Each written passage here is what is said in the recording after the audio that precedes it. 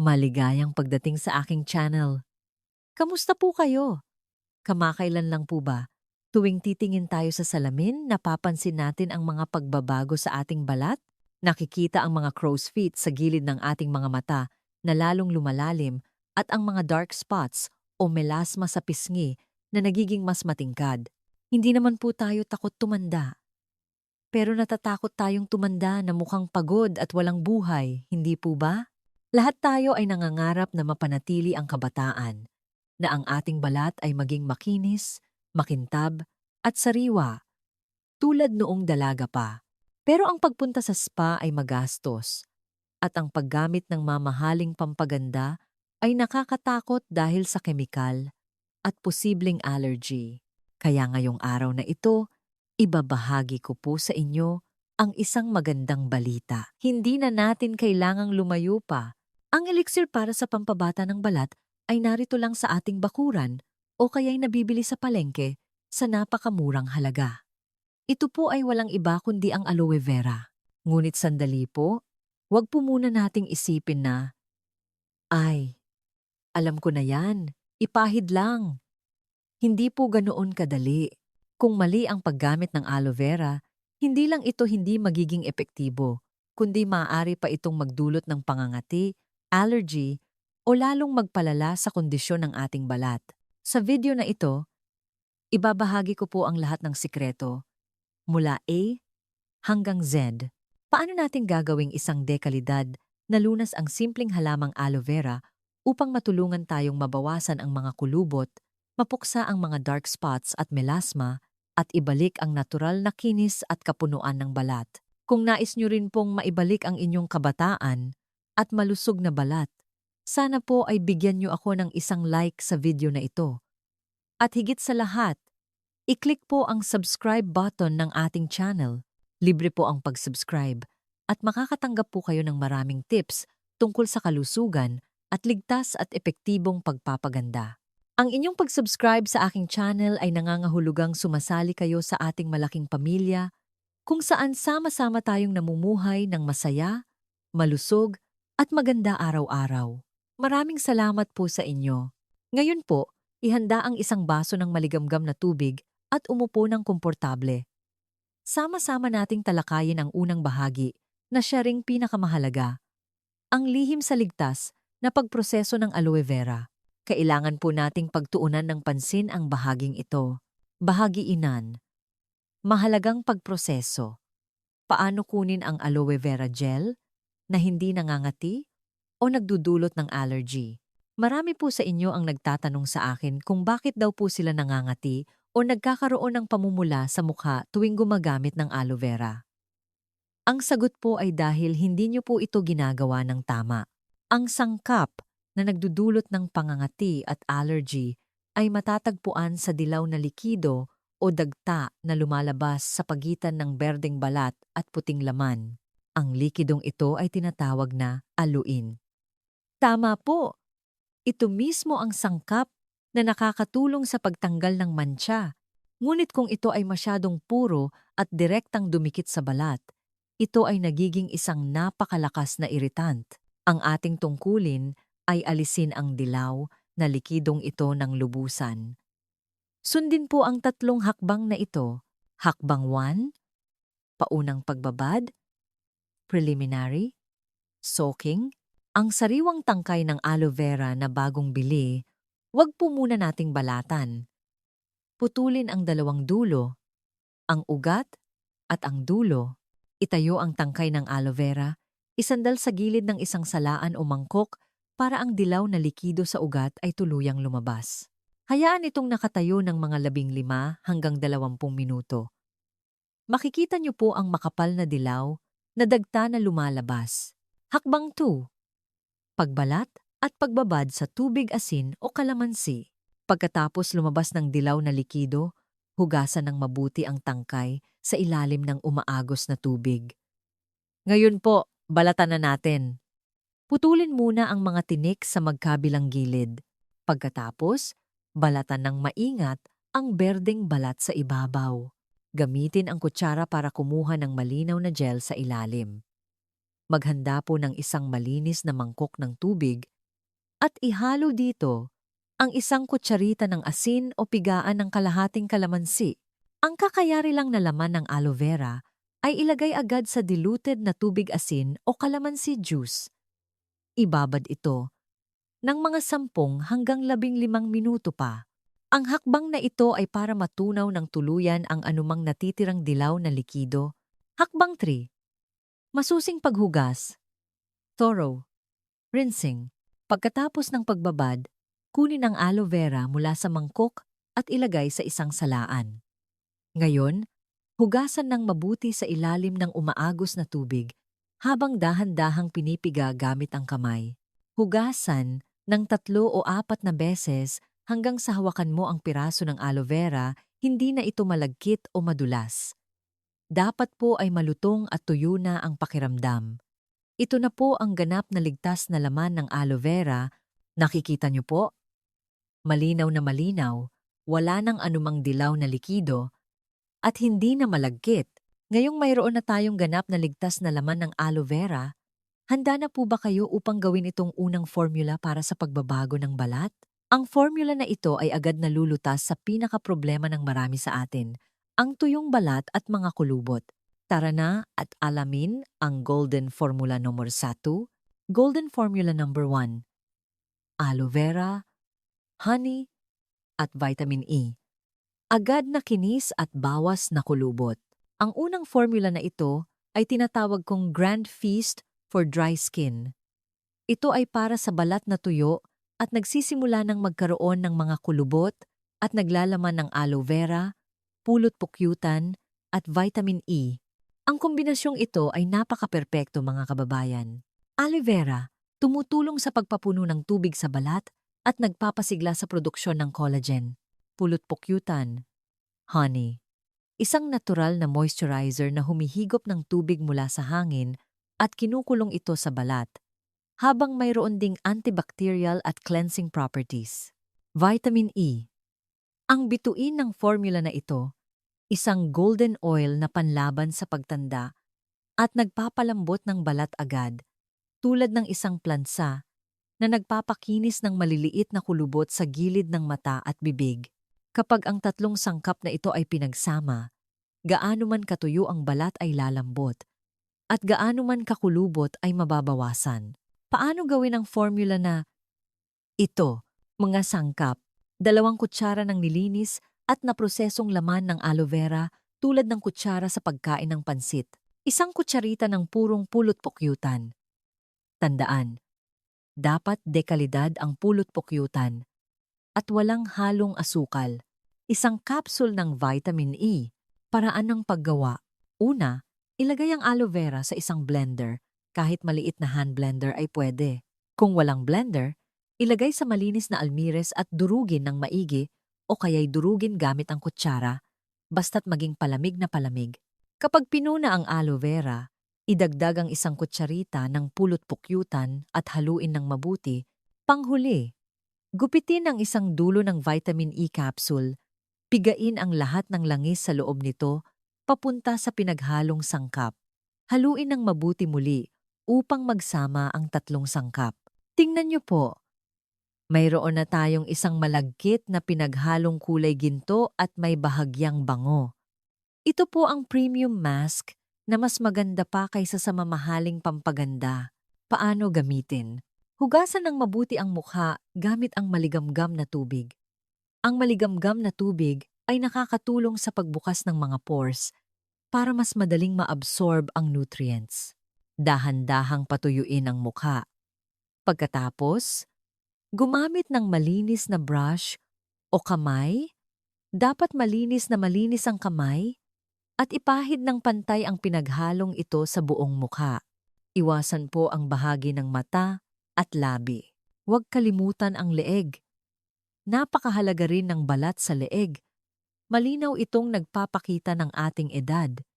Ipahid din po sa leeg. Pagkatapos ipahid, huwag po munang humiga. Gamitin ang 10 daliri at dahan-dahang tapikin ang buong mukha. Ang galaw na ito ay nakakatulong sa sirkulasyon ng dugo at nagtutulak ng nutrients sa mas malalim na bahagi ng balat. Pagkatapos, gamitin ang ring finger dahil ito ang pinakamahina ang puwersa at dahan-dahang imasahe ng paikot sa gilid ng mata kung saan naroon ang mga crow's feet. Pagkatapos, gamitin ang dalawang daliri at dahan-dahang hilahin mula sa baba hanggang sa tenga at mula sa gilid ng bibig hanggang sa temples. Ginagawa ito upang maiangat ang ating muscle sa mukha at maiwasan ang pagkasag. Humiga at mag-relax ng 15 hanggang 20 minuto. Huwag po masyadong patagalin. Kung matagal, matutuyo ang mask at hihigop ng moisture pabalik na magpapatuyo palalo sa balat. Pagkatapos ng 20 minuto, hugasan muli ang mukha gamit ang malamig na tubig.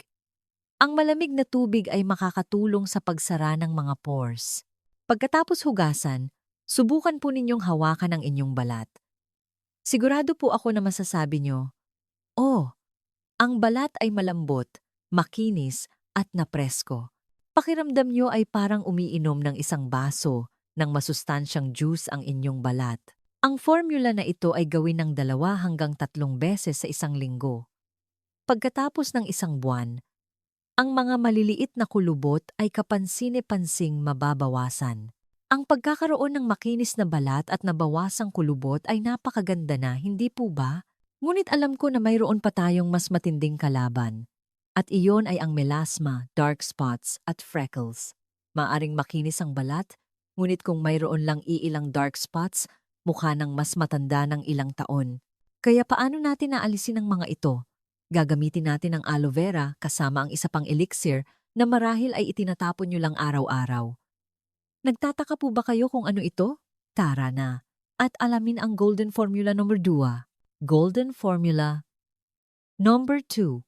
Aloe vera at hugas bigas ang tagapagligtas para sa mansa at pampaputi ng balat. Opo, ang elixir na binanggit ko kanina ay walang iba kundi ang hugas bigas. Noong araw, ang ating mga lolo't lola ay walang pampaganda.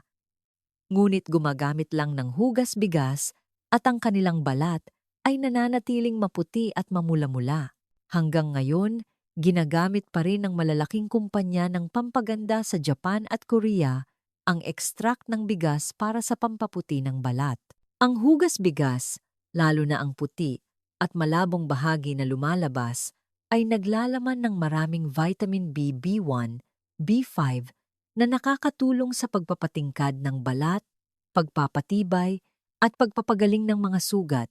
Higit sa lahat, naglalaman ito ng ferulic acid at oryzanol, 2 mandirigma na dalubhasa sa pagpatay ng mga dark spots at melasma.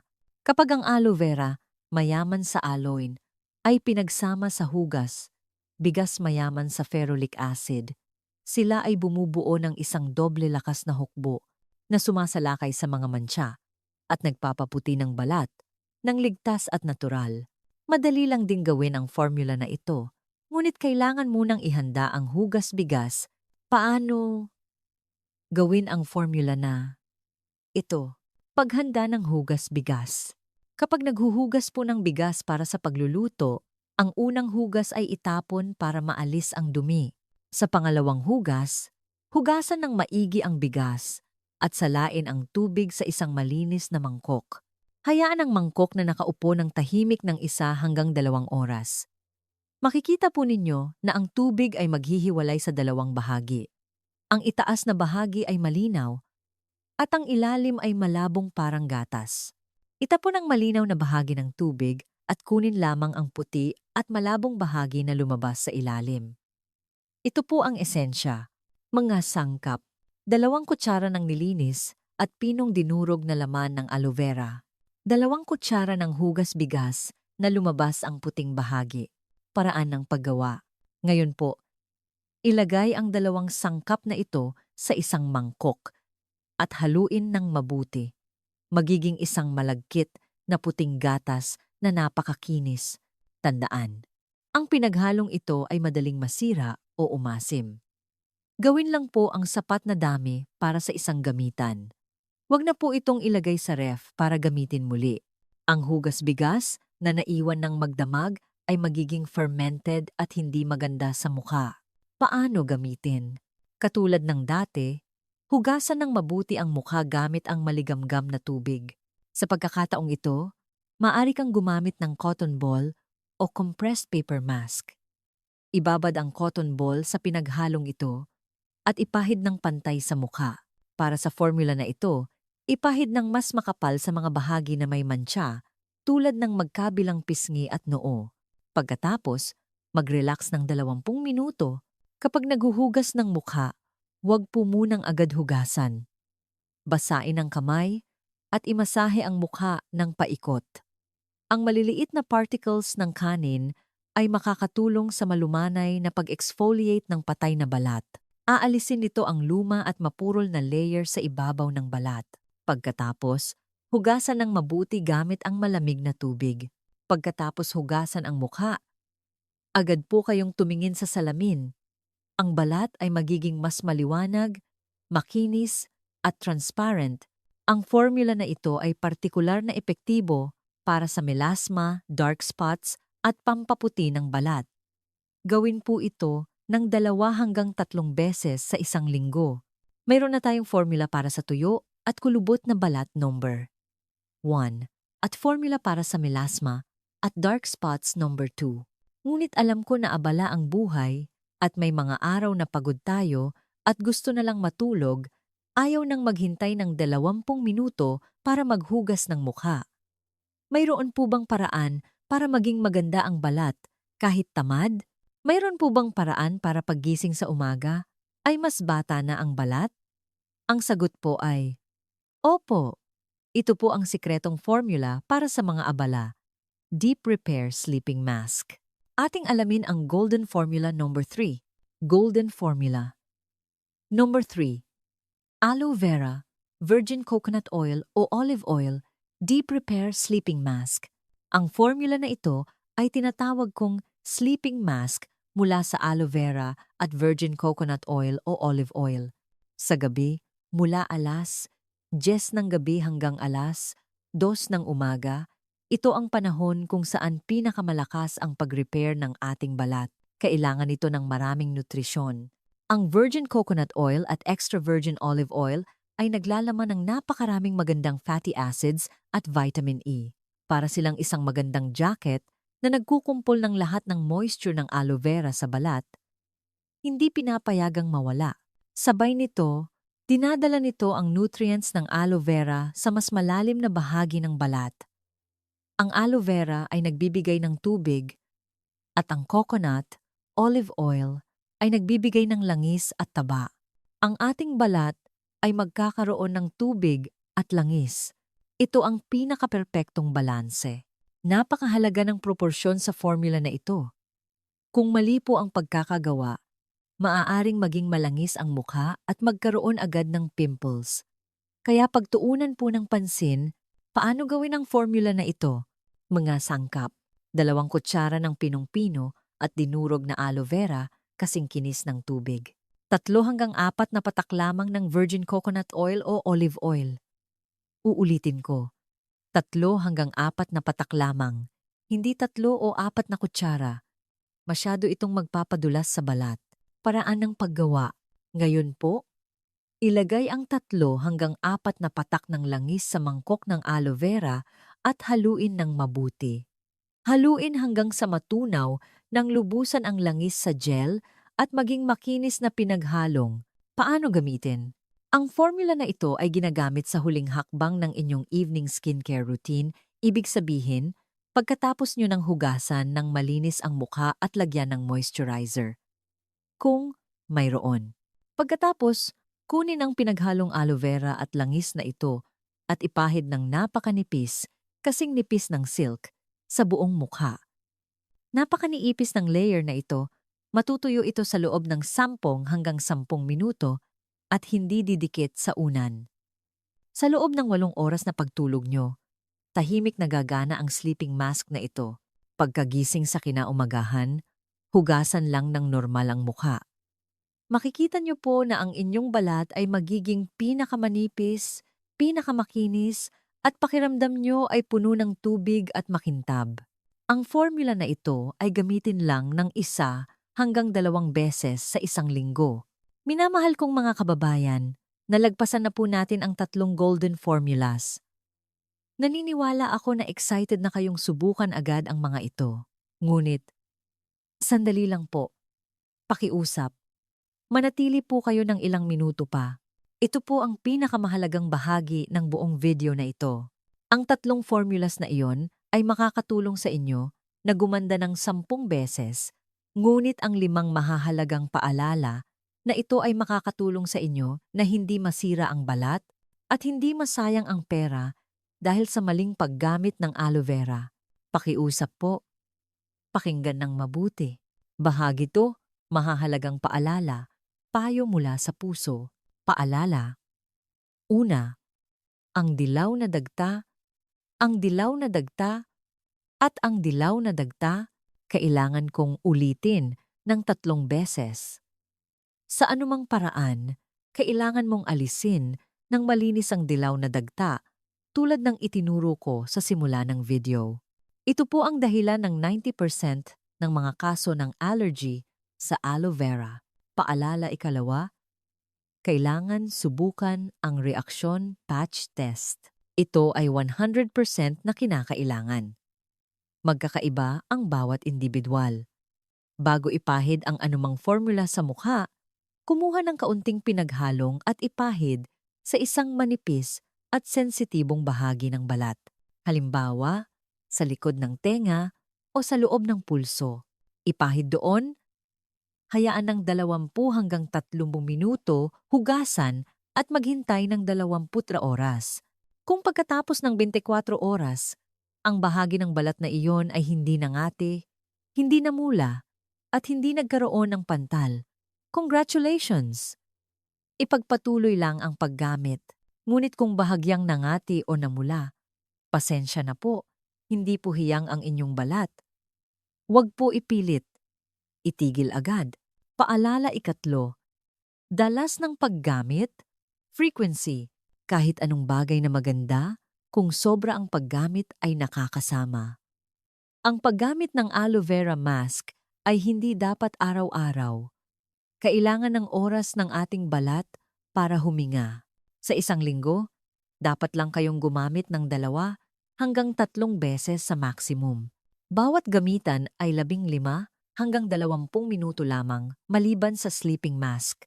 Kung sobra ang paggamit, ang balat ay maaaring manipis, mawala ang natural protective layer nito, manghina, at mas madaling masunog sa araw. Paalala ikaapat, wajib ang sun protection. Pakiusap po, ang aloe vera at hugas bigas ay may properties na nagpapatingkad ng balat. Sa panahong ito, ang ating balat ay mas bata, mas maganda, ngunit mas marupok din sa ilalim ng araw. Kung masigasig kayong nagmamask sa gabi ngunit sa araw ay lumalabas kayo at nagpapaaraw ng walang proteksyon, hindi lang hindi mawawala ang melasma, kundi lalo pa itong lalabas at dumami. Kaya sa araw, kahit nasa bahay lang po, subukang magpahid ng sunblock. Kung lalabas po, gumamit ng malaking sombrero, mask, at salamin para maprotektahan ng mabuti ang inyong mga pinaghirapan. Paalala ikalima, pagiging matiyaga. Ito po ay isang natural na pamamaraan. Hindi po ito magic potion na isang gamitan lang ay magpapabata ng 10 taon. Kailangan po nito ng oras. Ito ay parang pagtatanim ng halaman, kailangan nating diligan at lagyan ng pataba araw-araw. Kailangan nyo itong gawin ng regular, kahit 1 buwan o 2 buwan. Dahan-dahan po ang pagdating ng kagandahan. Ngunit ito ay tunay na kagandahan. Kagandahan na nagmumula sa loob. Huwag po kayong sumuko pagkatapos lang ng ilang gamitan. Sayang po ang inyong pagod. Kaya ngayong araw, naibahagi ko na ang lahat tungkol sa paggamit ng aloe vera para sa pababata ng balat. Mula sa pinakaligtas na paraan ng pagproseso hanggang sa 3 golden formulas. Ang Formula 1 ay para sa tuyo at kulubot na balat, ang Formula 2 ay para sa melasma at pampaputi ng balat, at ang Formula 3 ay ang Deep Repair Sleeping Mask. Umaasa ako na sa mga taus-pusong pagbabahagi na ito, magkakaroon kayo ng karagdagang sikreto sa pagpapaganda na masarap, masustansya, mura, at napaka-epektibo sa bahay. Sa edad na ito, alam kong wala na tayong hinahangad kundi ang kalusugan at ang makinis, mamula-mula at makintab na balat ay isa ring tanda ng isang malusog na katawan at masayahing espiritu. Ang pag-aalaga sa balat ay hindi pagiging maarte, kundi pagmamahal sa sarili. Kung kayo po ay masaya, malusog, at maganda, ang inyong mga anak at apo ay magiging panatag ang loob. Kung nakita niyo po na nakakatulong ang video na ito, huwag po mag-atubiling i-click ang like button para suportahan ang aking channel. At muli, kung sino po ang hindi pa nakasubscribe, i-click po ang subscribe button ngayon at i-click din po ang bell icon sa tabi nito. Napakahalaga po ng bell icon dahil kapag naglabas ang aking channel ng bagong video, halimbawa, video tungkol sa pagpapahinto ng pagkalagas ng buhok o sakit sa tuhod, agad po kayong aabisuhan ng YouTube at hindi nyo ito mapapalampas. At kung mayroon po kayong mga kaibigan o kapamilya na nababahala rin sa kulubot o mantsa sa balat, pakiusap po, ibahagi ang video na ito sa kanila. Ang pagbabahagi ng magandang kaalaman ay parang pagtatanim ng buto ng kalusugan. Kung mayroon po kayong anumang katanungan o nais na talakayin ko ang anumang paksa, paki-comment lang po sa ibaba. Babasahin ko po ang lahat at sasagutin ko po kayo.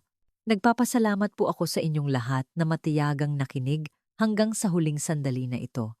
Ang aking channel ay naghahangad na kayo po ay magkaroon ng maraming kalusugan, laging masaya, optimista, at mapanatili ang inyong maliwanag at mamula-mulang kagandahan sa paglipas ng panahon. Paalam po at hanggang sa muling pagkikita sa mga susunod na video.